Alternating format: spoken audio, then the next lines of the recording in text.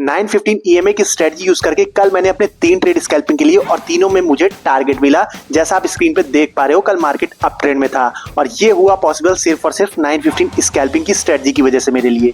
अब देखो, मेरे हिसाब से 915 EMA की जो स्ट्रेटजी है ना, वो स्कैल्पिंग के लिए एकदम बेस्ट है मेरे हिसाब से। उसके 2 रीजन है, मैं बताता हूं आपको। देखो, पहला रीजन क्या है, जब आप 915 EMA की स्ट्रेटजी यूज करते हो उसमें बहुत छोटा सा आपका स्टॉप लॉस जाता है, ठीक है। और दूसरा रीजन ये है कि जब आप 915 EMA पे ट्रेड लेते हो ना, तो आपको टारगेट 1:2 तो कम से कम मिल ही जाता है, 1:3 1:4 भी मिल सकता है, ठीक है, अगर आप सही से उस पर ट्रेड ले रहे हो तो अगर आप भी 915 EMA की स्ट्रेटजी को मास्टर करना चाहते हो ना, तो ये वीडियो बिना स्किप के पूरा देख लेना भाई। क्योंकि अगर आपने एक भी पॉइंट मिस कर दिया ना इस वीडियो का, तो हो सकता है ये स्ट्रेटजी आपके लिए चार्ट पर सही से वर्क ही ना करे। तो बिना देरी के चलो वीडियो स्टार्ट करते हैं। अब 915 EMA स्ट्रेटजी को यूज करने से पहले आपको चार्ट पे 915 EMA लगाना कैसे है वो सीखो। अगर आपको चार्ट पे लगाना आता है तो आप ये पार्ट स्किप करके अगले पार्ट पे चले जाओ, ठीक है। अब देखो, यहाँ पे आपको इंडिकेटर्स पे जाना है सबसे पहले, और यहाँ पे क्या टाइप करना है, यहाँ पे आपको टाइप कर लेना है EMA, ठीक है। आप जैसे ही EMA टाइप करोगे तो सबसे पहला वाला जो ऑप्शन दिख रहा है आपको यहाँ पे, मूविंग एवरेज एक्सपोनेंशियल, इस पे क्लिक कर देना है 1 बार 2 बार, क्योंकि आपको 2 EMA चाहिए, 9 वाला और 15 वाला। अब इसको क्लोज कर दोगे। अब देखो, 9 EMA तो सेम एज इट इज रहने दो। इसकी सेटिंग पे जाओगे तो देखोगे यहाँ पे 9 है लेंथ और सूदिंग लेंथ भी 9 है, ठीक है। तो ये ओके है, इसमें आपको कोई चेंजेस नहीं करने, ठीक है।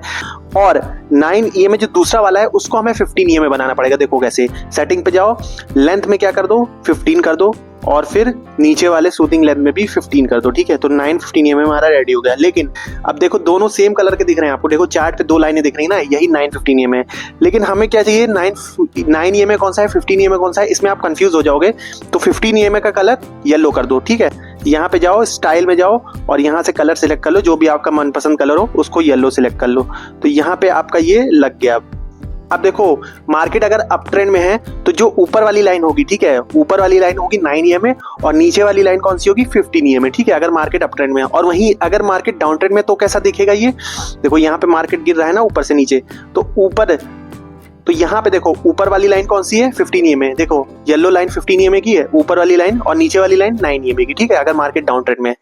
अब देखो, आपने 915 EMA चार्ट पे लगाना कैसे वो सीख लिया, ठीक है। अब इसको यूज कैसे करते हैं सही तरीके से, आओ वो समझाता हूँ। देखो चार्ट पे, अब यहाँ पे 915 EMA तभी यूज करना है जब मार्केट ट्रेंडिंग हो। ट्रेंडिंग का मतलब या तो क्लियर डायरेक्शन हो, अप ट्रेंड में मार्केट जा रही है, या फिर क्लियर डायरेक्शन हो, मार्केट डाउन ट्रेंड में जा रही है। देखो यहाँ पे, अब देखो यहाँ पे मार्केट का डायरेक्शन आपको दिख रहा होगा क्लियरली ऊपर की तरफ है, ठीक है। यहाँ मार्केट कंटिन्यूअसली ऊपर की तरफ जा रही है। तो 915 EMA की स्ट्रेटजी ये होती है, यहाँ पे गौर से देखना, यही चीज समझने वाली है आपकी, ठीक है। ये बारीक 2-4 पॉइंट बता रहा हूँ, इसको गौर से समझ लो, ठीक है। अब देखो, जब भी मार्केट ऊपर जाता है तो ऐसे स्ट्रेट लाइन में तो ऊपर चला नहीं जाता, ठीक है। क्या करता है मार्केट, देखो यहाँ पे क्या किया, यहाँ से 2-3 कैंडल ऊपर तक ले गया, फिर क्या किया मार्केट, पुल बैक लिया, ठीक है। और 915 9 EMA वाला जो लाइन आपको नीली वाली दिख रही है, जो हमने 9 EMA, अप ट्रेंड मार्केट में 9 EMA ऊपर होगा और 15 EMA की लाइन नीचे होगी, ठीक है, अप ट्रेंड मार्केट में। अब 9 EMA का क्या मतलब होता है, 9 EMA हमें ये बताता है जो एक्सपोनेंशियल मूविंग एवरेज है पिछली 9 कैंडल का, और 15 EMA हमें क्या बताता है, एक्सपोनेंशियल मूविंग एवरेज पिछली 15 कैंडल का, ये एवरेज बताता है, ठीक है। तो होता क्या है, जब मार्केट अप ट्रेंड में ऐसे जाती है तो कंटिन्यूअसली ऐसे सीधी लाइन में ऊपर नहीं जाती, ठीक है। अब देखो यहाँ 2-3 कैंडल ऊपर गई मार्केट में, ठीक है, अप ट्रेंड अच्छा आया, फिर क्या करता है मार्केट, पुल बैक लेता है, ठीक है। तो पुल बैक लेता है। अब आपको अप ट्रेंड मार्केट में अगर एंट्री करनी होती है तो कहां पे करोगे, तो मार्केट में जब भी आप 9 और 15 EMA लगा लेते हो तो मार्केट क्या करता है ना, मार्केट ऐसे ऊपर जाता है और पुल बैक 9 EMA तक लेता है या फिर 15 EMA तक लेता है। वहां से बहुत ज्यादा चांसेस होते हैं कि मार्केट 9 EMA से फिर से अप ट्रेंड में जा सकता है, या फिर अगर 9 EMA से भी नीचे आ गया तो 15 EMA से तो जा सकता है, ज्यादा चांसेस होते हैं, ठीक है। तो यही होता है 915 EMA की स्ट्रेटजी। अब ये तो आपको पता चल गया 9 और 15 EMA को यूज कैसे करना है, ठीक है। लेकिन अब इसमें 2 पॉइंट हैं जो कि बहुत गौर करने वाले हैं, इसको ध्यान से समझना, ठीक है, वरना आप मिस्टेक करते चले जाओगे 915 EMA की स्ट्रेटजी में, ठीक है।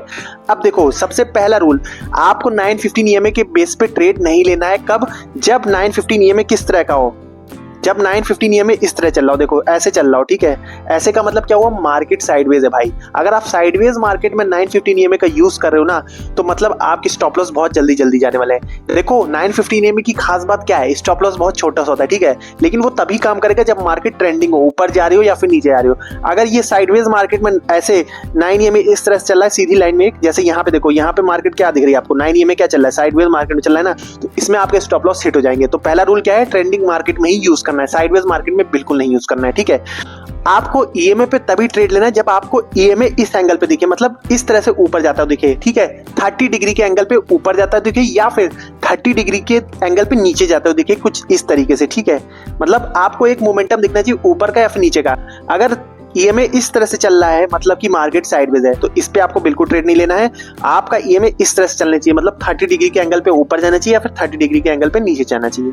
अब दूसरा पॉइंट गौर से सुनना, अब गौर से सुनना दूसरा मार्केट देखो। अगर अप ट्रेंड मार्केट में 9 और 15 ईएमए यूज करो। ठीक है, अगर मार्केट देखो ऊपर गई, यहाँ पे देखो मार्केट क्या करी, यहाँ पे मार्केट ऊपर गई और फिर पुल बैक लेके 9 ईएमए तक आई। ठीक है, 9 ईएमए से फिर ऊपर गई।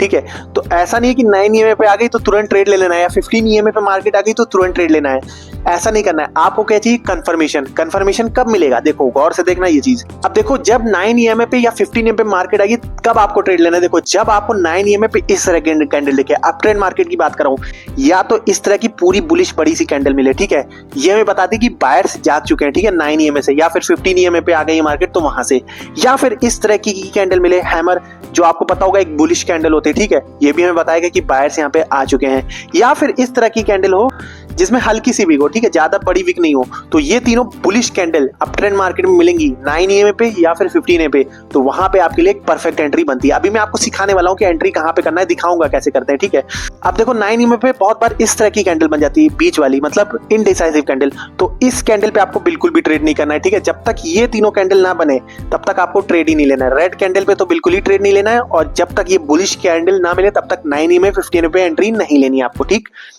अब देखो दोस्तों यहाँ पे अप ट्रेंड मार्केट में आप कैसे ट्रेड लेते, देखो गौर से। अब आपने सीख लिया है। अब देखो यहाँ से मार्केट इतनी तेजी से ऊपर गया तो जाहिर सी बात है ईएमए क्या होगा, फ्लैट तो होगा नहीं, 30 डिग्री के एंगल पे देखो ऊपर जाने लगा। ठीक है, तो यहाँ पे आपके लिए एक ट्रेड अपॉर्चुनिटी थी, कब, जब मार्केट 9 ईएमए पे आए या फिर 15 ईएमए पे आए। ठीक है, अगर आप यहाँ पे ट्रेड लेके बैठते, ठीक है, तो पहला ट्रेड आपको कहाँ पे मिल जाता, गौर से देखना।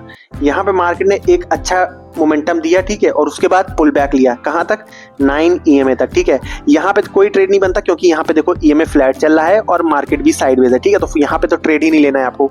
जब मार्केट ऊपर जाने लगे तभी ट्रेड लेना है, या फिर नीचे जाने लगे तब ट्रेड लेना है। देखो यहाँ पे मार्केट ऊपर गई और फिर देखो पुल बैक ली, कहाँ तक, 9 ईएमए तक, 9 ईएमए तक ली।